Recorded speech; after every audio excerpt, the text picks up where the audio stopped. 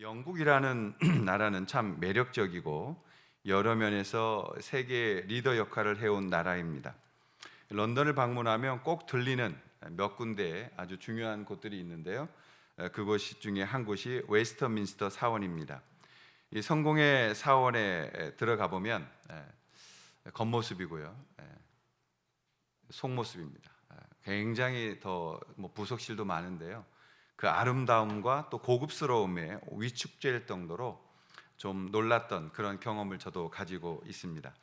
이 사원이 유명한 이유는 아름답기도 했지만 그 몇 가지 그 이유가 있었는데, 영국은 아직도 왕족이 이 막강한 힘을 가지고 있는 나라입니다. 그래서 그 영국 왕의 대관식이 열린다든지, 그래서 대관식 때 쓰는 그 장소를 이렇게 빨갛게 또 가운데 표시를 해놨죠. 또 결혼식을 한다든지 또는 장례식 등 주요한 행사가 열리는 곳이자 잉글랜드와 또 영국 왕의 무덤인 장지이기도 합니다.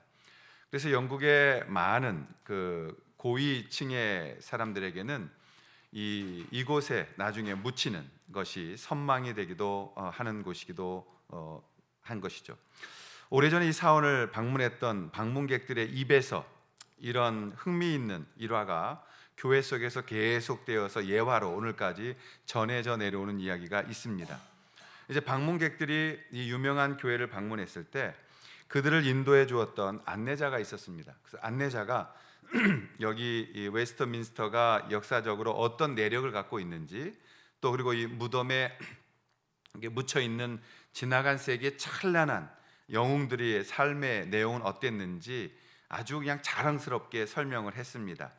그리고 또 이제 그걸 위해서 교회가 이 어떤 프로그램으로 어떻게 지금 이것을 운영하고 있는지 이런 장황한 설명을 늘어놓은 거죠. 설명이 다 끝난 후에 안내자가 말합니다. 혹시 뭐 더 질문 있으세요? 라고 물었습니다. 그때 미국의 아이오와 주에서 이곳을 방문했던 어느 여자 성도님이 이 안내자를 향해서 질문을 합니다. 선생님께서 지금 웨스트민스터에 관한 여러 가지 내용과 내력에 관해서 훌륭한 설명을 해주신 것에 감사를 드립니다. 그런데 제가 질문을 한 가지만 좀 하고 싶습니다. 그러면서 이런 질문을 했다고 해요. 최근에 이 사원을, 이 교회를 통해서 구원받은 사람이 몇 명이나 됩니까? 라는 질문을 한 겁니다. 이 뜻밖의 질문 앞에 이 안내자는 너무나 당황했어요. 그리고 아무 말도 할 수가 없었다고 합니다. 웨스트민스터 예배당이 존재하는 본질이 없는 이야기만 본인은 잔뜩 했기 때문이었을 것입니다. 여러분, 이 예화는 참 중요한 것을 우리에게 묻습니다. 본질이 무엇인가? 교회의 진정한 목적, 존재의 목적이 무엇이고 형식과 모양보다 본질이 얼마나 중요한지를 가르치는 좋은 예화라고 저는 생각합니다. 최근 지인들에게서 두 교회의 이야기를 들었습니다. 첫 번째 교회의 이야기는 분당의 어느 초대형 교회의 목사님께서 대형 교회 포기를 선언하시고 2만여 성도들을 이제 5천 명까지 줄이겠다라는 선언을 하셨다라는 이야기를 들었습니다. 그러면서 대형 교회를 포기했다, 작은 교회를 하겠다, 이런 것이죠. 저는 그 얘기를 들을 때 굉장히 그분을 존경했기 때문에 솔직히 많은 실망과 슬픔이 있었습니다. 그러면서 이런 생각이 들었어요. 5천 명은 작은가? 지금 50명도 없는 교회가 수많은데 5천 명은 작은 교회인가 보다. 이제 그분에겐 5천이라는 숫자는 작은 숫자가 됐구나. 이제 또 이런 새로운 프레임으로 본인의 신선함 유지하시는구나, 이런 생각이 자꾸 부정적으로 들었어요. 물론 저는 그분을 존경합니다. 그리고 훌륭한 분입니다. 이런 고민을 할 수 있다는 것조차도 훌륭한 분입니다. 그래서 작은 목사로서 더욱더 아쉬운 마음이 든 걸 거라고 생각합니다. 두 번째 들었던 소식은 이 근처에 초대형 교회 후임자가 새로 와서 올해 안에 성도가 3,500명이나 더 늘었다라며 자랑하는 그런 이야기를 들었습니다. 정말 그런 의미로 말하지 않았다고 생각하고 싶지만 그 이야기를, 그 자랑을 들으면서 마음이 허무해졌습니다. 그리고 우리나라 기독교 수준이 더욱더 떨어져 가는구나 라는 그런 생각이 지워지지 않았습니다.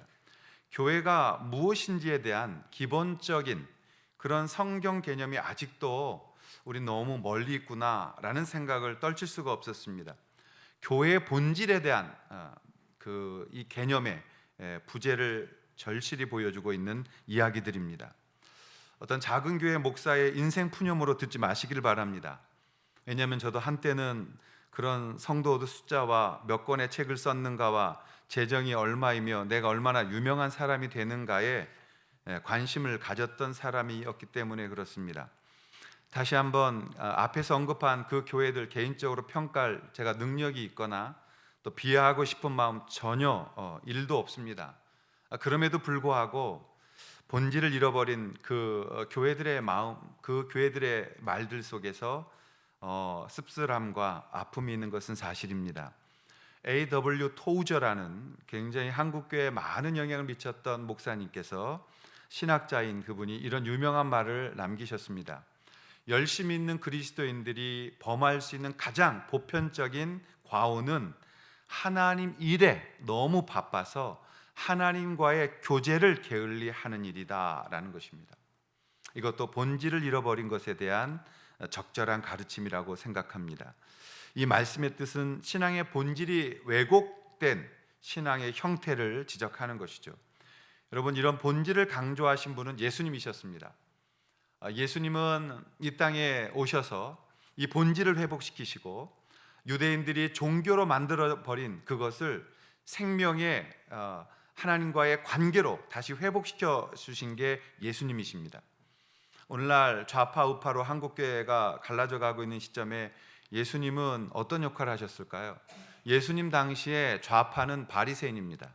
우파는 서기관들입니다. 여당은 서기관들이고 야당은 바리새인이었다고 생각하시면 됩니다. 예수님은 좌파셨나 우파셨나요? 예수님은 그 사회를 바꾸시려고 했기 때문에 좌 같지만 반대로 사회 제도를 통해서 바꾸신 것이 아닙니다. 하나님의 복음을 가지고 이 땅에 대안을 내놓으셨기 때문에 좌도 아닙니다. 그럼 또 우이셨을까? 우도 아니셨습니다. 왜냐하면 바뀌어야 한다고 말씀하셨기 때문에 그랬습니다.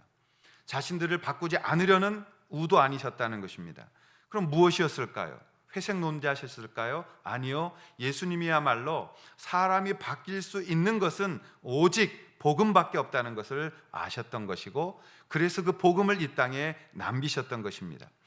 저는 여호와 하나님을 우리가 믿는 신앙의 본질이 하나님이 우리를 얼마나 사랑하시고 하나님께로 돌아오도록 우리를 구원하시기를 작정하시고 그 의지를 예수님께서 가지시고 이 땅에 오셔서 하나님의 그 우리를 구원하고자 하는 그 의지를 사랑으로 사명으로 삼고 우리를 위하여 대신 죽으시고 그리고 우리를 구원하셔서 그 완성하신 그 구원이 바로 복음이라는 것, 그 구원의 길을 이 땅에 여신 것이 예수님의 본질이라고 믿습니다. 우리가 이 본질을 바로 알아야만 하나님 앞에서 무엇을 해야 되는지를 알게 되어지는 것입니다. 오늘 우리 교회에게 올해 주셨던 말씀은 2020년 올해의 방향적인 말씀이 있습니다. 예레미야서 29장 11절인데요. 한번 우리가 화면을 보고 같이 한번 읽겠습니다. 시작. 너희를 향한 너희에게 미래와 희망을 주는 것이니라. 아멘. 저와 우리 교회와 또 우리 나라가 미래와 희망이 있는 나라가 되기를 원합니다. 그게 없게 만들다면 리더는 자격이 없는 것입니다. 무엇을 하던 개념, 즉 본질을 잃어버리면 그 일은 의미가 사라져버리게 되어지는 것입니다. 아니, 오히려 해로움으로 오게 되어지는 것입니다. 자신의 본질의 의미를 잃어버린 좋은 예화가 암세포일 거라고 생각합니다. 여러분, 이 암세포는 사람을 건강하게 하기는커녕 사람을 죽이게 되어집니다. 암은 몸속 어디에서나 시작될 수 있습니다. 세포가 걷잡을 수 없게 성장하는 겁니다. 커지는 겁니다. 그래서 이 정상세포를 밀어내버리는 겁니다. 그러면 이렇게 되면 몸이 제대로 기능을 못하게 되고 힘들어지게 되는 것이죠. 우리 몸에 있는 세포는 모두 해야 할 특정한 일이 있습니다. 근데 정상세포는 질서정연한 방식으로 분열합니다. 근데 그 세포는 쇠약해지거나 손살되게 되면 사멸하는 것, 즉 죽는 겁니다. 그래서 우리가 이 피부로 벗겨져 나옵니다. 근데 새로운 세포가 그 자리를 대체하게 되어져 있는 거예요. 세포가 걷잡을 수 없이 성장하기 시작할 때 그게 암이 되는 겁니다. 암세포는 계속 성장하고 새로운 세포를 만듭니다. 그 새로운 세포는 정상세포를 계속 밀어냅니다. 이렇게 되면 암이 시작된 몸의 부위에 문제가 생기게 됩니다. 그리고 면역력이 사라집니다. 그리고 본질을 잃어버린 그 세포는 무서운 결과로 오히려 인간을 죽음에 이르게 만드는 것입니다. 여러분, 본질을 잡지 않은 신앙은 이렇게 무서운 것이고, 본질을 갖지 않는 우리의 믿음, 본질이 없는, 본질을 잃어버린 것은 대단히 오히려 역으로 굉장히 어려움을 만들어내는 것입니다. 오늘 하나님 앞에서 대단히 중요한 본질을 잃어버리고 미래와 희망을 잃어버렸던 유다 백성에게서 우리가 배워야 하는 미래와 희망을 얻는 길은 무엇이겠습니까? 두 가지를 나눌 텐데요. 첫 번째, 성전의 본질을 되찾는 것입니다.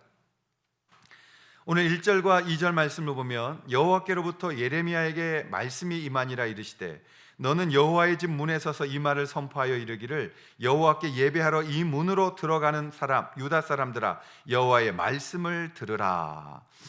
오늘날로 말하면 주일 예배 시간이 돼서 사람들이 큰 대형 교회에 막 밀려 들어가고 있는데 예레미야 선지자가 그 예배당 입구에 서서 소리치는 겁니다.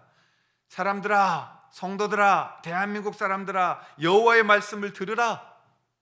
지금 성전 안으로 말씀 들으러 가는데 그들에게 여호와의 말씀을 들으라 이렇게 외치는 겁니다. 분명히 매 맞고 쫓겨났을 겁니다. 담임 목사와 안내자들에게서 입을 막히면서 내쫓겼을 겁니다. 안에서 분명히 말씀을 듣는데 그 입구에서 여호와의 말씀을 들으라고 외치고 있는 예레미야를 그 당시에 곱게 봤을 리가 없다라는 것입니다. 어떤 말씀을 들으라고 했습니까? 3절입니다. 만군의 여호와 이스라엘의 하나님께서 이와 같이 말씀하시되 너희 길과 행위를 바르게 하라. 그리하면 내가 너희로 이곳에 살게 하리라. 예배하러 들어가는 사람들에게 이 말을 들으라. 그리고 뭐라고 했어요? 예배 똑바로 드려라 말하지 않고 너희의 길과 행위를 바르게 하라고 말했습니다. 여기서 말하는 길이라는 말은 데레크라는 히브리어입니다. 도로를 가리킵니다. 도로. 그러나 더 중요한 의미 있는 해석은 태도 또는 방식이라는 뜻을 가지고 있습니다. 너희의 태도를 바꾸라는 것입니다. 너희의 삶의 방식을 바꾸라는 것입니다. 이 본문에서는 그렇게 번역되어졌습니다. 이스라엘 백성들의 삶의 태도와 방식이 지금 바르지 않다는 것입니다. 이스라엘 백성들은 성전에서 바르게 제사 지내는 것이 중요하다고 생각을 했습니다. 그래서 그들은 제사의 방식, 제사의 형식, 제사의 방법에 집중했습니다. 그런데 하나님은 그 제사를 제대로 드려야 하는 이유가 그렇게 방법에 순종하듯이, 즉 제사의 방법을 정말 중요시 여긴 것은 방법을 그렇게 순종해야 되듯이 그 방법을 보다 더 큰 본질 앞에 그러한 태도로 순종하라고 방법을 가르친 겁니다. 이게 무슨 말이냐면 방법이 더 중요한 게 아니라 방법도 그렇게 순종해야 됐다면 하나님의 그 방법 속에 있는 본질에 대해서 제사보다도 더 순종해야 된다는 것을 가르치기 위해서 방법을 강조한 건데, 그런데 유다 사람들은 방법에만 집중해 가기 시작한 겁니다. 이렇게 예를 들어 보겠습니다. 여러분 아이들이 학교에서 공부합니다. 그럼 우리가 뭐라고 가르칩니까? 가서 학교에서 선생님 말씀 잘 들어라 그렇게 가르치죠. 그렇게 해요, 정상적인 부모님들은. 그런데 그렇게 가르치는데 얘가 엄마 말씀 정말 잘 들어서 학교 가서 선생님 말씀만 잘 듣습니다. 그러니까 선생님 말씀 잘 듣고만 와요. 그러면 우리가 무슨 말을 했냐고 물어보면 말씀만 잘 들었어요. 그리고 기억은 못해요. 공부는 안 해요. 그럼 좋은 삶이 아니고 좋은 순종한 것이 아닌 게 되는 것이죠. 이런 성도들이 있다는 거죠. 이 껍데기를 주면서 이 껍데기가 중요해. 왜냐하면 더 중요한 내용을 담기 위해서야 라고 해서 줬는데 껍데기만 중시 여기게 되어진다 이 말이에요. 선생님 말씀만 정말 잘 듣다 애가 돌아오고 멍하면, 이런 신앙자들 많으면 하나님 힘드신 겁니다. 하나님 환장하시는 겁니다. 하나님이 말한 본질을 이해 못한다는 것입니다. 그럴 때 여러분 얼마나 답답하겠어요. 한국은 꼭 3-4번 물어야 된다는 말이 있습니다. 저는 그렇지 않은데 저희 부모님이 사셨던 충청도에 가면 이 일이 현실적입니다. 예를 들어서 뭐 이렇게 식사하고 있는데 어른들 오시거나 뭐 아니면 친구 아는 사람들 오면 물어봅니다. 식사하셨어요? 식사 좀 같이 하시죠. 그럼 뭐라 그럽니까? 대시우, 어서들 혀유. 그럼 그때 먹으면 안 됩니다. 한 번 더 물어야 됩니다. 아유 그래도 한술 뜨세요. 이러면 아니요, 괜찮아요. 그렇게 얘기해요. 그래도 먹으면 안 돼요. 한 번 더 물어봐야 돼. 아이 그래도 한술 드셔야죠. 그리고 숟가락 갖다 이렇게 손에 쥐어주면 뭐라 그래요? 그럼 그냥 성의 봐서 한술만 할게요. 그리고 2그릇 먹습니다. 여러분 이게 본질이 뭔지를 잘 찾아내는 걸 지혜라고 합니다. 지혜. 근데 오늘 주님께서 이 말씀을 하십니다. 내가 왜 나의 말을 잘 들으라고 하는지 4절입니다. 4절. 자, 4절은 같이 읽겠습니다. 시작. 너희는 이것이 여호와의 성전이라 여호와의 성전이라 여호와의 성전이라 하는 거짓말을 믿지 말라.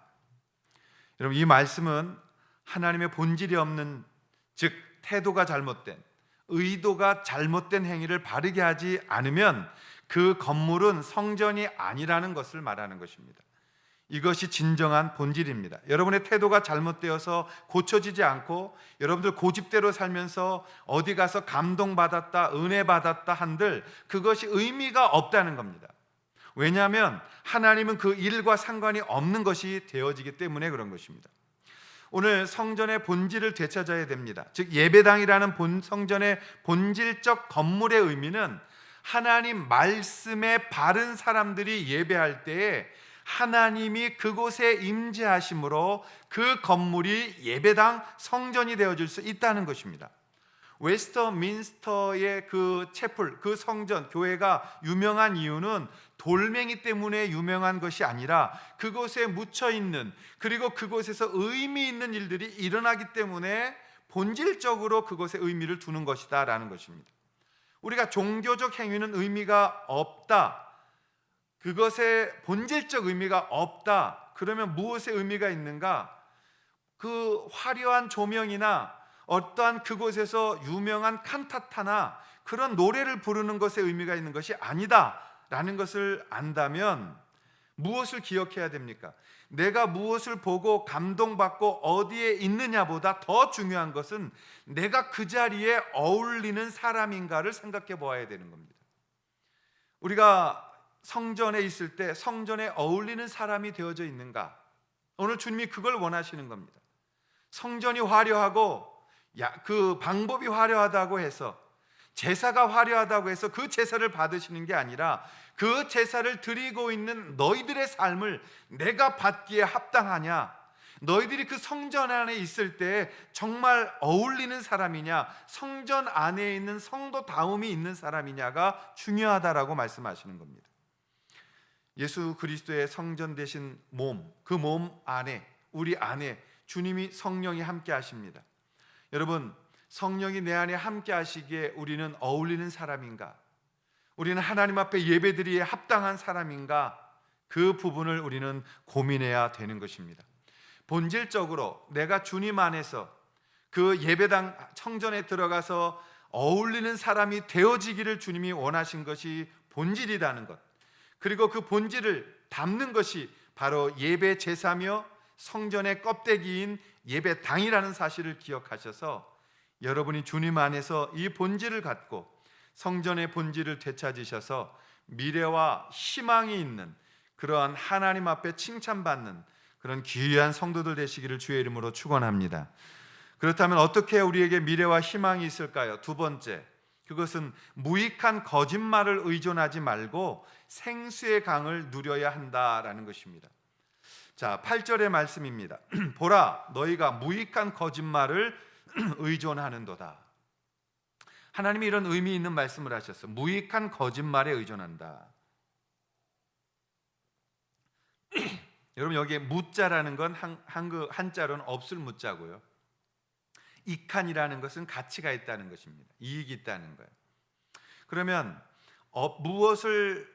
무엇이 없다라는 이 무자는 어떠한 히브리어의 뜻을 가지고 있냐면 무엇을 만족시킬 수 없다라는 겁니다. 이칸이라는 것은 가치가 있는, 이익이 있는. 그래서 이 무이칸이라는 말을 풀어보면 가치가 있는 일에 만족시킬 수가 없다는 것입니다. 무익하다는 것이에요. 좋은 것을 만족시키지 못한다라는 뜻을 갖고 있는 것입니다. 그럼 우리가 왜 그 좋은 것에 만족시킬 수 없는 거짓말을 의존하는가? 왜 거짓말을 하는가? 자, 9절에 보면 너희가 도둑질하며 살인하며 간음하며 거짓 맹세하며 바알에게 분향하며 너희가 알지 못하는 다른 신들을 따르면서라고 말합니다. 무슨 말이에요? 실제로는 우리가 필요하고 우리가 하고 싶은 것들을 따르면서, 이런 뜻입니다. 너희들 하고 싶은 대로 하고 너희들이 따르고 싶은 신들 섬기고 있으면서 너희들이 하고 싶은 거 다 하면서 너희들 뭐라고 말한다고? 뭐라고요? 10절입니다. 내 이름으로 일컬음을 받는 이 집에 들어와서 내 앞에 서서 말하기를 우리가 구원을 얻었나이다 하느냐? 이는 이 모든 가증한 일을 행하려 함이로다. 너희들 하고 싶은 대로 다 하면서, 너희들이 섬기고 싶은 바알 섬기고 다 하면서 너희들 내 앞에서 뭐라고? 구원을 얻었다고 말한다? 그건 가증한 일이라고 말하는 것입니다. 사랑하신 여러분, 우리가 미래와 희망을 얻기 위한 방법이 역설적입니다. 예배당에 들어올 때부터 우리가 연습해야 되는 것은 나라는 존재를 섬기지 않기로 작정하고 들어오셔야 됩니다. 여러분이 예배당에 들어올 때 나라는 신에게 배부르게 하지 않을 것을 작정하셔야 됩니다. 나를 만족시키지 않으셔야 된다는 겁니다. 그것이 예수께서 말씀하신 심령이 가난함이라는 뜻입니다. 우리는 예배당에 올 때 위로받기보다 먼저 무슨 마음을 가져야 되냐면 하나님의 거룩함 앞에 설 준비를 하는 것입니다. 우리가 하나님의 거룩함 앞에 설 때 깨지는 것입니다. 아픈 것입니다. 내 죄가 드러나게 되어지는 것입니다. 그때 주님 앞에 눈물 흘리고 아파할 때에 그 다음에 오는 것이 위로의 복이 오는 것입니다. 우리가 그때 성령이 오셔서 아파하고 주님 앞에 바로 서지 못한 나의 죄를 씻기는 일에 하나님께서 그 심령의 애통함을 가지고 울게 하시고 우는 우리들에게 오셔서 성령으로 눈물 닦아주시며 일어나라고 하나님의 힘을 다시 한번 우리 가운데 부어주시는 것입니다. 그래서 역설적으로 신앙생활 잘할 수 있도록 만들어 가시는 것입니다. 여러분, 우리가 얼마나 재밌냐면 여러분들이 헌금 많이 들고 오는 날은 발걸음에 힘이 좀 들어갑니다. 이게 잘 실감이 안 나면 다음 주에 1,000만 원 헌금해 보시면 알아요. 아멘. 한 10명만 하시기 바랍니다. 문제 다 해결되게. 여러분 1,000만 원 정도 딱 헌금하면요, 이게 배에 힘이 들어갑니다. 해보신 분들은 다 알 거예요. 그래서 교회 오고도 편합니다. 여러분들이 교회 안에 어떤 생색낼 일이 있으면 큰 소리 칩니다. 이래야 된다, 저래야 된다. 더 교회 일찍 오게 되고 오래 있기를 노력할지 모릅니다. 근데 여러분, 그때 조심하셔야 되는 겁니다. 그때가 가장 주님과 멀어져서 나는 내 안에 나의 신과 사귀고 있을 때이기 때문입니다. 나의 신은 결국 내 자신의 고집인 것이죠. 여러분들이 헌금 많이 할 때, 여러분들이 일 많이 할 때 언제나 어떤 마음으로 해야 되느냐? 하나님 앞에 저는 무익할 뿐입니다. 하나님 써주시는 그 은혜의 감사로 나아가는 것입니다. 우리가 이런 무익한 거짓말을 하는 근본적인 이유가 뭐냐? 목마르기 때문에 그런 겁니다. 거짓말을 내가 하고 싶은 욕망은 큰데 그렇게 현실이 아닌 그런 상황 속에서 나라는 존재를 만나보고 싶은 겁니다. 여러분의 거짓말을 하나님은 오늘 현실로 바꾸어 주셔서 풍족하고 풍부하게 그렇게 살아가는 길을 오늘 열어주실 줄로 믿습니다. 그게 예레미야서 2장 13절의 말씀입니다. 예레미야서 2장 13절 제가 읽겠습니다. 내 백성이 두 가지 악을 행하였나니 곧 그들이 생수의 근원되는 나를 버린 것과 스스로 웅덩이를 판 것인데 그것은 그 물을 가두지 못할 터진 웅덩이들이니라. 여러분, 우리에게 미래와 희망이 있습니다. 우리가 스스로 물을 찾기 위해서 웅덩이를 파는 수고를 할 필요가 없다고 하나님 말씀하십니다. 그것도 물도 가두지 못하는 터진 웅덩이를 말입니다. 우리가 스스로 수고하는 것이 중요한 것이 아니라 바로 생수의 근원 대신 하나님 앞에 나아가 있는 것을 중요하다고 말씀하는 거예요. 여러분, 그 하나님은 그러면 어디에 계십니까? 그 하나님은 지금 어디에 계십니까? 그 대답을 우리 예수님께서 하신 것입니다. 요한복음 7장 37절 38절인데요. 우리가 한번 큰 소리로 한번 읽어보겠습니다. 시작.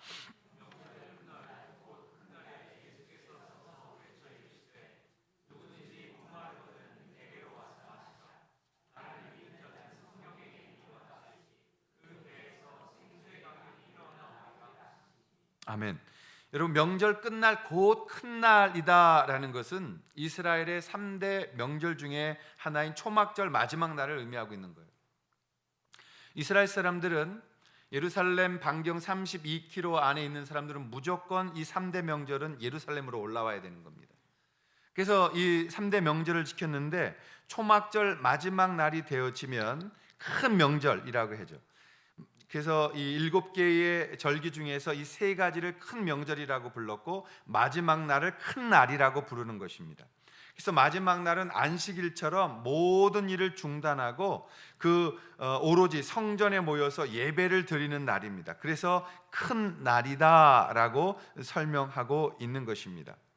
여러분이 큰 날이 되어져서 그들이 모여 있었을 때에 이제 제사장들이 마지막 하는 퍼포먼스가 있습니다. 무엇이냐면 성전 제단에 물을 갖다 붓는 행사를 합니다. 그래서 제사장들은 실로암에 가서 물을 떠다가 성전에 물을 붓습니다. 이거는 무슨 뜻이냐면 이제 초막절이 끝나고 나면 다시 농번기로 들어갑니다. 근데 농번기가 들어가면 가장 중요한 게 비입니다. 비가 내려야 농사를 질 수가 있는 거예요. 근데 이스라엘 민족들은 이 지형적으로 비가 많이 오는 게 중요한 게 아니라 적당한 때에 와야 되는 겁니다. 정확한 때 비를 내려주셔야 풍년이 드는 겁니다. 그래서 이른 비와 늦은 비를 그들이 기다리는데 이것을 위하여 그들이 여호와여 우리를 구원하소서 호산나를 외치면서 물 붓는 행사를 하게 되어지는 것입니다.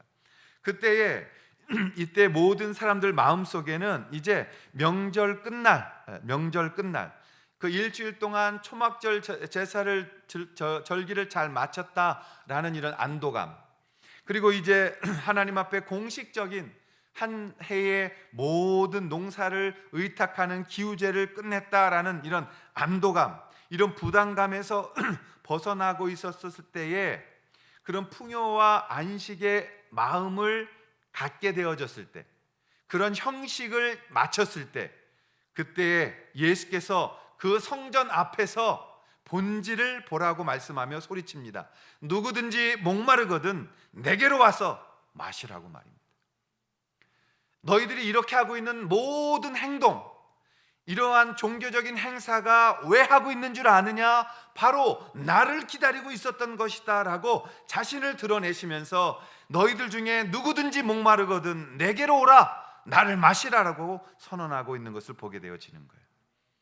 사랑하신 여러분, 우리가 형식적인 신앙에 안주하려는 사람들을 향한 이 예수님의 도전을 우리가 받아들여야 됩니다. 겉으로는 모든 절기를 지켰지만 속 안에 이 절기의 주인 되시는 예수 그리스도가 없다면 그들은 여전히 껍데기 밖에는 그 일을 하지 못하게 되어지는 것입니다. 오늘 주님께서 영적인 목마름을 가진 모든 사람들을 초대하시면서 내게로 오라, 내가 너희를 쉬게 할 것이며 내게로 오라, 내 배에서 생수의 강이 흘러날 것이다 라고 말씀하고 있습니다. 예수님은 나를 믿는 자는 그 배에서 생수의 강이 흘러날 것이라고 말합니다. 여러분, 여기서 본문에 나오는 배라고 번역된 헬라어가 코일리아라는 말입니다. 신체의 부위, 이 배를 말하는 거예요. 배, 실제 이 배. 그것은 신체 부위를 들어서 어떤 영적인 의미를 말했던 그런 유대인들의 독특한 표현 기법 중에 하나였습니다. 여러분, 배는 무엇을 가르치냐면 모든 힘의 근원이 되는 겁니다. 배힘, 배힘. 그래서 우리가 이렇게 중년되면 배가 좀 나와야 되는 겁니다. 이 배에 힘이 생겨야 몸의 균형이 좀 잡히는 거예요. 이 배에서부터, 내면에서부터 이 예수 그리스도로부터 우리의 마르지 않는 생수의 강이 흘러나갈 것이라고 주님은 말씀하고 있는 거죠. 그럼 이 이스라엘 사람들이 들을 때 강이라는 건 뭐냐? 이스라엘에는 물이 굉장히 귀한 나라잖아요. 그래서 강이라는 게 사실은 우리하고는 개념이 좀 다릅니다. 이스라엘의 강은 물이 이렇게 강이 넓지 않습니다. 요단강 가보신 분들은 되게 실망 많이 합니다. 티그리스 강이나 유프라테스 강 가봐도 넓지 않습니다.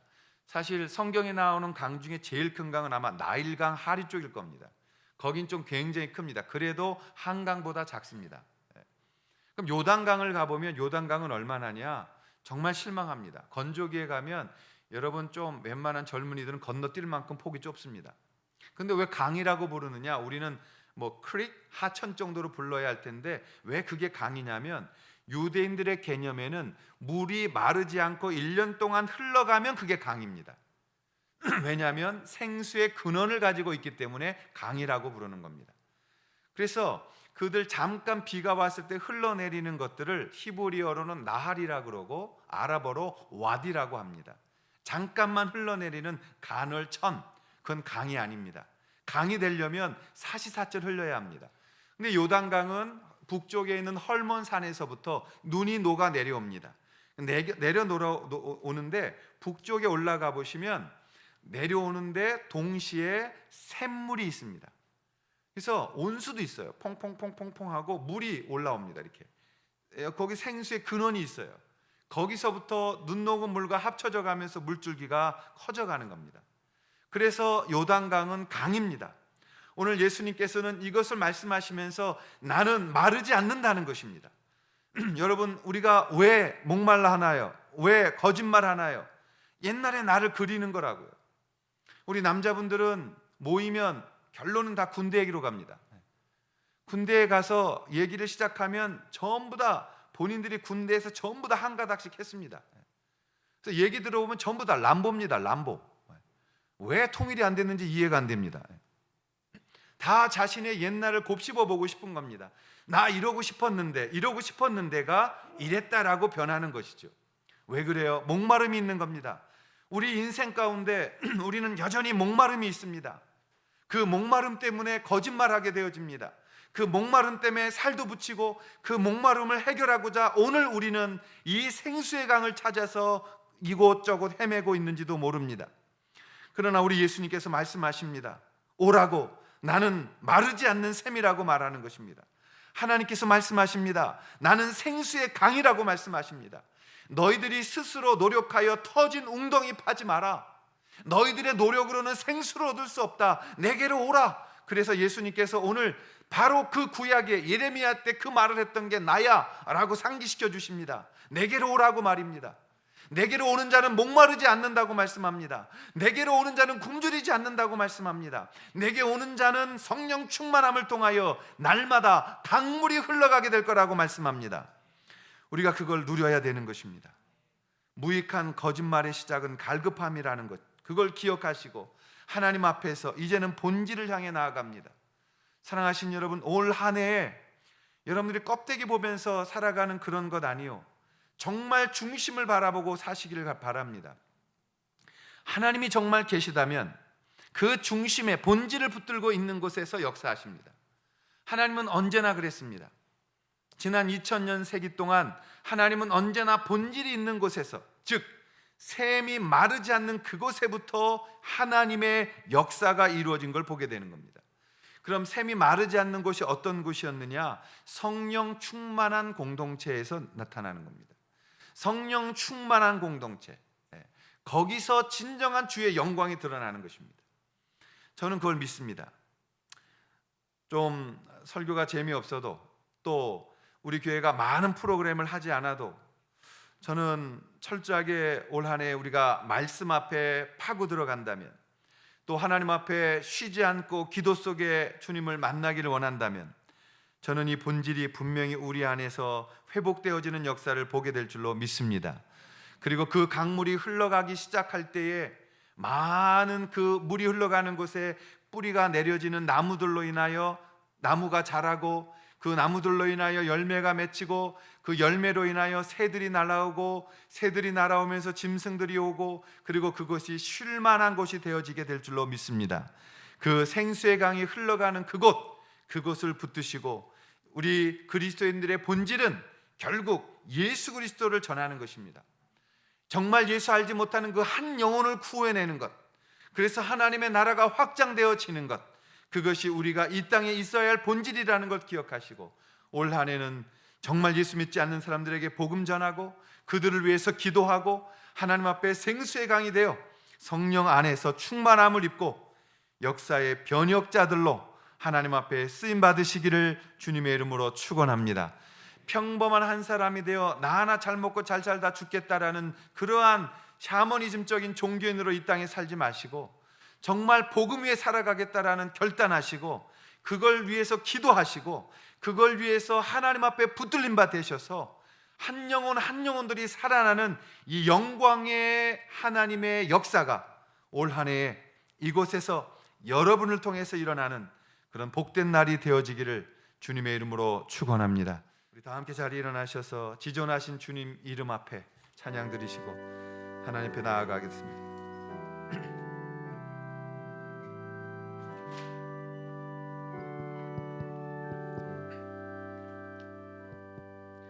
지존하신 주님 이름 앞에 모두 무릎 꿇고 다 경배해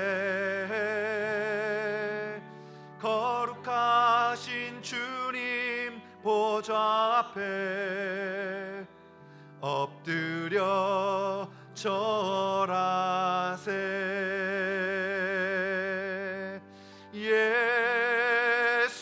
예수는 그리스도 예수는 주 하나님의 영으로 경배드리리. 지존하신 주님 이름 앞에 지존하신 주님 이름 앞에 모두 무릎 꿇고 다 경배해 거룩하신 주님 보좌 앞에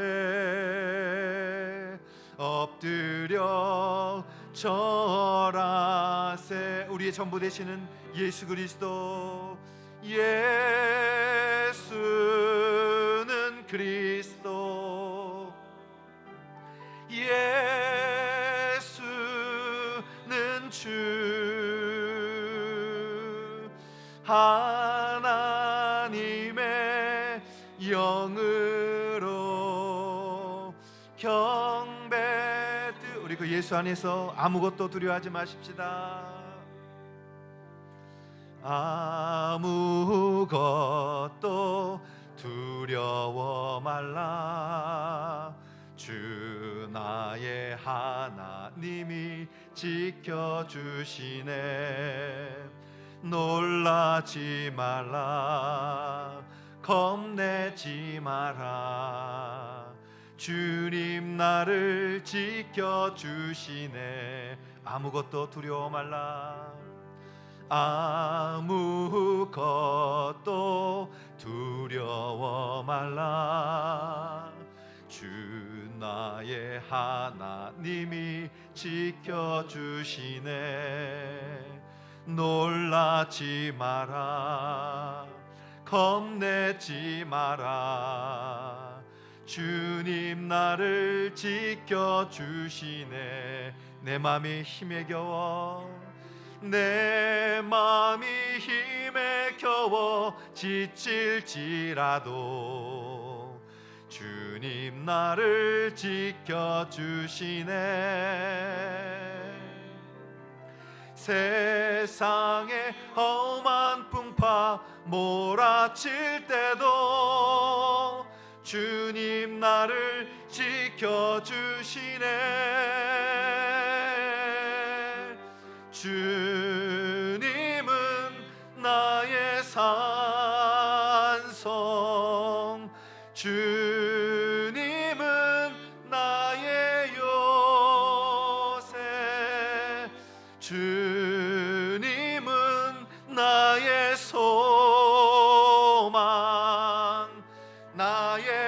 힘이 되신 여호와. 우리 시간에 한번 같이 기도하며 나아가겠습니다. 이제는 우리 주 예수 그리스도의 은혜와 우리의 아버지 되신 하나님 아버지의 극진하신 사랑하심과 지금도 우리와 함께 하시며 우리와 걸으시고 위로하시는 성령님의 동행하심이 오늘 마음속에 어려움이 있거나 올 한 해 시작되면서 결단하는 모든 기도 제목을 가진 사랑하는 성도들 머리 위에 이제로부터 영원토록 함께하여 주시기를 간절히 축원하옵나이다. 아멘.